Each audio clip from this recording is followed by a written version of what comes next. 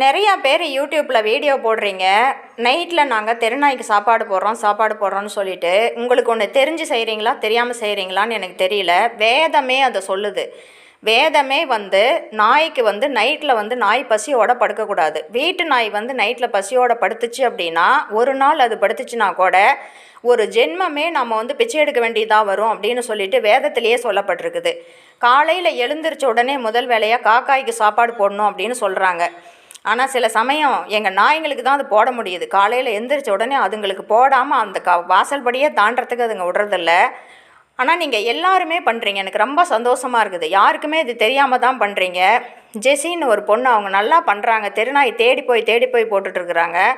அவங்க மதம் கிறிஸ்டியன் மதமாக இருந்தாலும் எங்கள் இந்து மதத்தில் இந்த வேதத்தில் சொல்லப்பட்டிருக்குது, நாய்ங்களுக்கு நைட்டில் சாப்பாடு போடுறது, வயிறு ரொம்புற அளவுக்கு சாப்பாடு போடுறது, அதுவும் தெருநாய்க்கு சாப்பாடு போடுறது மிகப்பெரிய புண்ணியம்.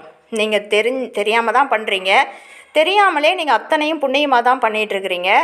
எனக்கு ரொம்ப சந்தோஷமாக இருக்குது. நிறையா பேர் இதை செய்கிறீங்க. நைட்டில் ஒரு காலேஜ் போகிற பையன் வீடியோ போட்டிருக்கிறாரு. அவர் தேடி போய் பூனை நாய்க்கெலாம் சாப்பாடு போட்டிருக்கிறாரு. நைட்டில் போடுங்க.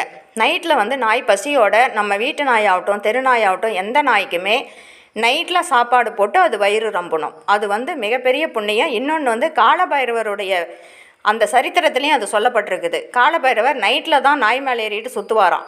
அவர் நின்ன உடனே எனக்கு பசியாக இருக்குதுன்னு அது சொன்னால் அவர் கோவம் வந்துருமா. ஏன்னா சாப்பாடு போட்டு நாளாக ரெடி ஆகிட்டேன் அப்படின்னு சொன்னால் அவர் சந்தோஷப்படுவார் அப்படின்னு சொல்கிறாங்க. காலபைரவர் செல்வத்துக்கு அதிபதி.